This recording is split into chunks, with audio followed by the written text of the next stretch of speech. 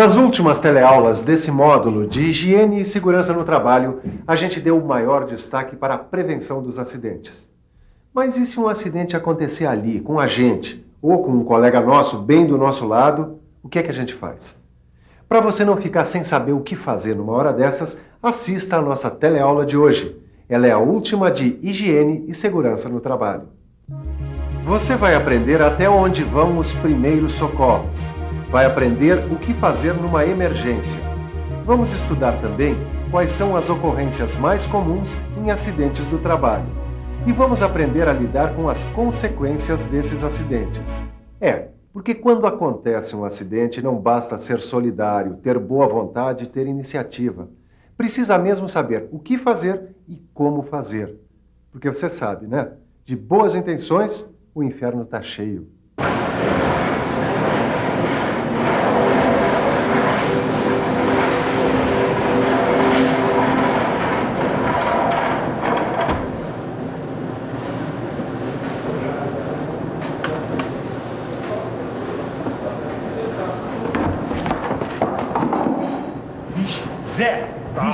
Calma, Olha, preciso ter calma. É preciso ter calma, mas a gente precisa saber o que fazer, viu? Imagine se isso acontece com você ou com alguém do seu lado. Nessas horas, a gente precisa saber o que fazer. Então, vamos começar do começo. Vamos ver a definição de primeiros socorros. Primeiros socorros são o conjunto de medidas que alguém presta a um acidentado ou alguém que, de repente, venha passar mal da saúde. Normalmente, os primeiros socorros são prestados no próprio local do acidente, antes da chegada do auxílio médico. Quer dizer, os primeiros socorros são sempre medidas de emergência. São prestados normalmente por um leigo, quer dizer, por alguém que não é profissional da saúde. Mas como você sabe, a vítima precisa receber cuidado profissional o mais rápido possível. Os primeiros socorros que a gente presta a um colega são, como eu já disse, medidas de emergência, que têm os seguintes princípios básicos: salvar e manter a vida da vítima, evitar mais lesões ou o agravamento da situação da vítima e providenciar socorro qualificado o mais rápido possível. O possível e o impossível, isso é que deve ser feito numa situação de emergência. Nós vamos agora avaliar passo a passo o que é esse possível e esse impossível. O pessoal aqui nessa indústria está simulando um atendimento de emergência. Qual é a primeira atitude que deve ser tomada no caso de uma situação de emergência? A primeira coisa é fazer uma avaliação. Avaliação do local do acidente em si e da própria vítima. E como é feita a avaliação do local? A gente precisa verificar se o local é perigoso para a vítima, se ele não vai piorar o estado da vítima ou atingir outras pessoas. E a avaliação do acidente, como é feita? Bom, a avaliação do acidente é feita para verificar o acidente em si e como ele aconteceu. A gente verifica isso com a própria vítima ou com alguma testemunha. E como é feita a avaliação da vítima? Bom, aí depende. Se ela estiver consciente, é de um jeito. Se ela estiver inconsciente, é de outro jeito. Com a vítima consciente, devemos mantê-la deitada e em posição confortável. Em seguida, devemos verificar os sinais vitais que são a pulsação, a respiração e a temperatura. Daí vamos colher informações sobre sensibilidade, sobre dor e também sobre a capacidade de movimentação da vítima. Verificamos então quais são os tipos de ferimentos e lesões. Mantemos a respiração desimpedida, removendo restos de alimentos, dentaduras e outros objetos. E afrouxamos as roupas, os cintos ou qualquer coisa que possa prejudicar a circulação. Bom, isso é para a vítima consciente. O procedimento sofre algumas alterações no caso da vítima estar inconsciente. Bora, não, calma. Deita ele. Olha, com a vítima inconsciente, nós devemos acomodá-lo o mais confortável possível. Daí verificamos os sinais vitais, que são o pulso, respiração, temperatura. Depois verificamos os sinais de apoio, que são a cor, a umidade da pele e a sensibilidade. Checamos as lesões, os ferimentos da vítima, mantemos as vias respiratórias livres, afrouxamos a roupa e o cinto para auxiliar na circulação e só então colocamos a vítima na posição lateral de segurança. Você que não está por dentro desse assunto, talvez não saiba como a gente deve verificar os sinais vitais e os sinais de apoio. Vamos ficar por dentro desse assunto?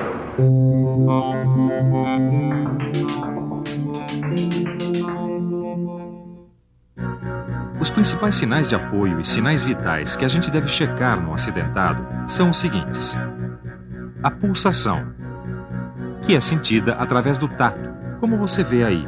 A respiração pode ser verificada colocando no nariz do acidentado um espelho, um vidro ou metal polido, que deve ficar embaçado com a respiração. A temperatura a gente avalia comparando o calor do corpo da vítima com o calor do nosso próprio corpo. Dessa forma, o estado das pupilas é um sinal de apoio, que a gente vê assim, colocando uma fonte de luz perto do olho. Em condições normais, a pupila se contrai com a luz. Se não houver reação, é sinal de inconsciência ou estado de choque. A cor e umidade da pele podem ser verificadas pela aparência. A aparência normal da pele é rosada na maioria das pessoas. A gente deve ver, principalmente, a cor e a umidade das mãos e dos pés do acidentado. E a sensibilidade, que é checada pela reação dos músculos. Com um estímulo, eles devem reagir, senão, pode ser um outro sinal de inconsciência.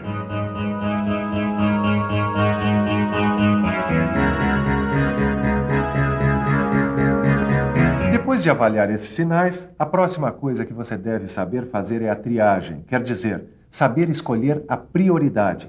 Quais as vítimas que você deve atender primeiro? Bom, como você deve ter imaginado, as vítimas desmaiadas que não apresentam respiração devem ser socorridas em primeiro lugar. Em seguida, as pessoas com falta de circulação, com o pulso fraco, é que devem ser atendidas. A gente presta o socorro ali mesmo, no local do acidente. Mas a gente deve comunicar logo o pessoal especializado, o pronto-socorro ou a polícia militar pelo telefone 190. Agora, quanto ao transporte da vítima, seja de carro ou no que for, você só deve fazer se não puder esperar a chegada do socorro de emergência. Por exemplo, no caso de uma sangria grave, aí sim, você deve procurar um transporte urgente. Mas antes que você pense em qualquer atitude, é bom você saber que o transporte de uma pessoa acidentada é bastante delicado, né? Aliás, dependendo da maneira como for feito esse transporte, ele pode até agravar a situação do acidentado. E antes de você pensar num transporte de urgência, é melhor você conhecer muito bem quais são as ocorrências mais comuns e saber como agir em cada uma delas. Por favor, quais são as situações mais comuns de acidentes no trabalho? Pancadas, queimaduras, choques elétricos, intoxicações, hemorragias ou ocorrências clínicas, quer dizer, problemas de saúde mesmo. Certo, vamos conferir cada uma delas. Queimadura é a lesão causada por agente térmico, seja o calor, o frio, produtos químicos, irradiação ou eletricidade. Existem queimaduras de primeiro, segundo e terceiro grau. Numa queimadura não se deve passar óleo, graxa, bicarbonato nem pasta de dente. Não se deve também oferecer bebida alcoólica para a vítima, muito menos tocar a área queimada com as mãos ou estourar bolhas. A área afetada deve ser coberta com um pano limpo, se possível, umedecido com água. Um plástico limpo também serve para proteger a área queimada. Outra ocorrência comum, o choque elétrico. Choque elétrico é uma descarga elétrica que pode causar até a morte. Ele pode alterar os batimentos cardíacos e provocar, em alguns casos, queimadura. A primeira providência que você deve tomar num caso de choque elétrico é identificar e desligar a fonte de energia que causou o choque.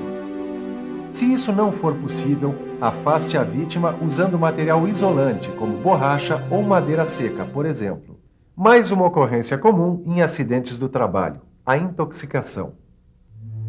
Intoxicação é quando uma substância tóxica, química ou natural, entra em contato com o nosso corpo. Normalmente, a intoxicação acontece pela ingestão da substância, mas também pode acontecer intoxicação pela respiração e até pela pele. Cuidado! Em caso de intoxicação, a primeira coisa a fazer é identificar a substância tóxica. Se for um produto químico, confira na embalagem o que fazer para a desintoxicação. E, se for possível, leve a embalagem do produto para o socorro médico. Outro tipo de intoxicação, que se não for tratada a tempo pode até matar o trabalhador, acontece no contato com animais venenosos, picadas de cobra, escorpião ou aranha. Se isso acontecer, deve-se deixar a vítima em repouso, pois o movimento facilita a absorção do veneno. Em segundo lugar, deve-se dar água para a vítima para evitar que ela se desidrate. Em hipótese alguma, dê qualquer tipo de remédio caseiro. E, se possível, leve o animal que envenenou o trabalhador para o posto de saúde, a fim de que ele possa ser identificado. Bom, aqui a gente já identificou as causas do acidente com o operário. Ele teve um desmaio por causa de um problema de saúde muito comum na família dele.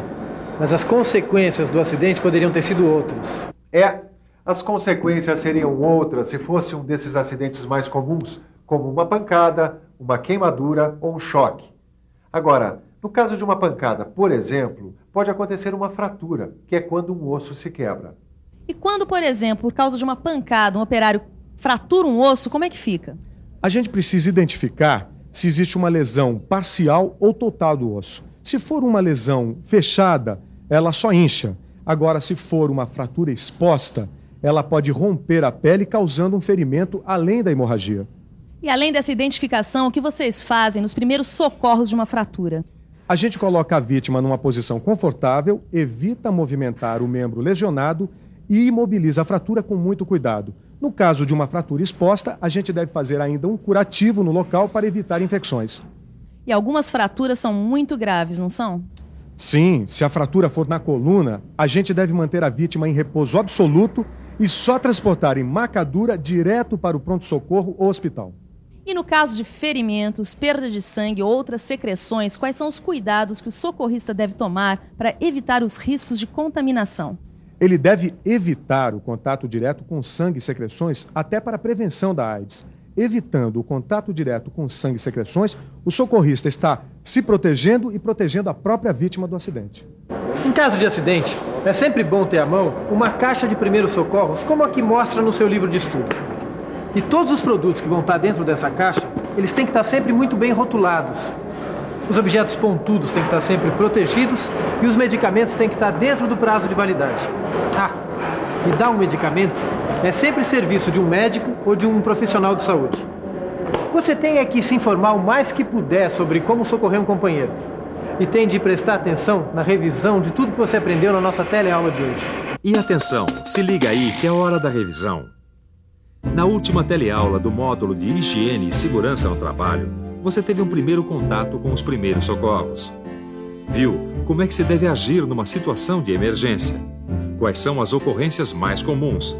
Assim como as consequências mais comuns de um acidente do trabalho. Então, está preparado para enfrentar um acidente de trabalho? Olha, eu acho bom que antes de responder essa pergunta, você dê uma boa lida no seu livro de estudos nessa aula. Leia e releia, estude, faça os exercícios. Pesquise em outros livros, em manuais e enciclopédias. Você só tem a ganhar. E a sua saúde e a sua segurança também. Bons estudos e até a próxima.